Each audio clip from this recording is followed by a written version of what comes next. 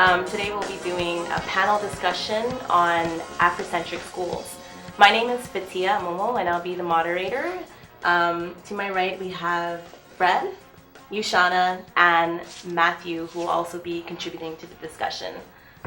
So our main question is, can Afrocentric schools decrease the dropout rate among Black students in Quebec's high schools? So Fred, what do you think? I think that it could decrease dramatically the number of dropouts in high school, just because they will have something to relate to. When kids go to school, in high school, I feel that they have a sort of detachment. There's nothing that really interests them no more, because the history or what they're taught does not give them a sense of wanting to advance. They get to 12th year and they just pass requirement courses, and then after that, well, there's no motivation. There's nothing there's no backbone to what they can do in the future. If they had more, let's say,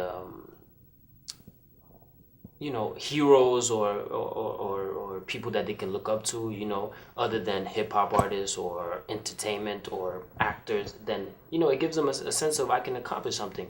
If they look at Barack Obama and his rise to being a leading candidate to the presidency, it can give them, okay, well, I can do this. I can reach for the sky. I feel that now, as much as an environment plays a role in developing our kids, school is integral. I mean, you have to send your kids to school if you're a responsible parent, and if you send them to school, then you have to know that when you send your kids to school, then your kid is actually learning something.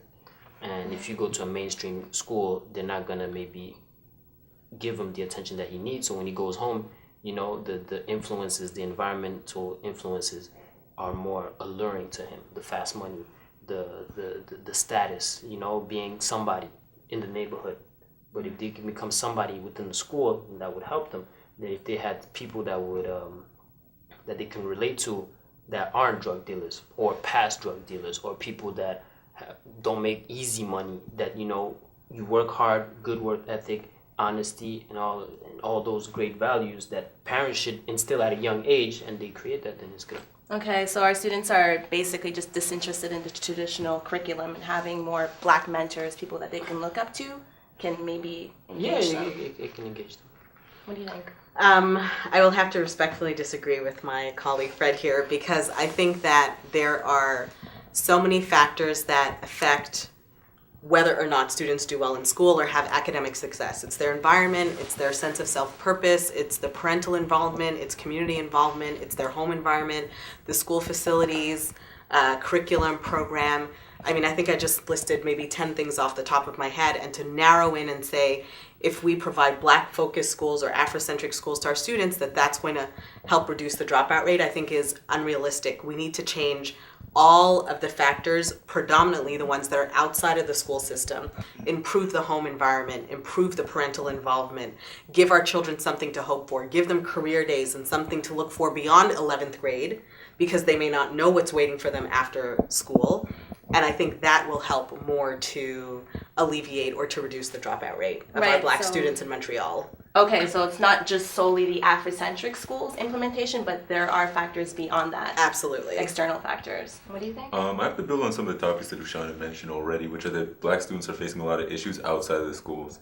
I mean, we see in the neighborhood some of the things Fred mentioned, that they have influences from outside of school that are showing them fast money and things like this. But we also have the fact that some parents aren't there and able to really help their kids achieve in schools. And I think that by the time kids get to high school, it's really late to really come in and say, we're going to change the curriculum, and somehow that's going to change your whole perspective on school. I think we have to address some of the issues that Ushana mentioned, like in the communities, and some of the issues Fred mentioned in the communities. And I think if you want to make those changes in schools, you have to focus them much earlier than high school, regardless, so that kids who are already lost by the time that they get to the high school age and already disenfranchised with the school system feel like there's a reason to come to school from first grade, second grade, third grade. I understand that, and those are very valid points.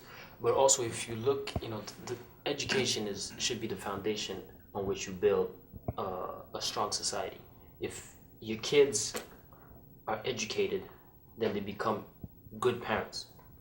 And if they become good parents, then ultimately you have good kids, and so forth and so forth. And then you build a better society, a better community. And I believe that all those external factors are going to wither away.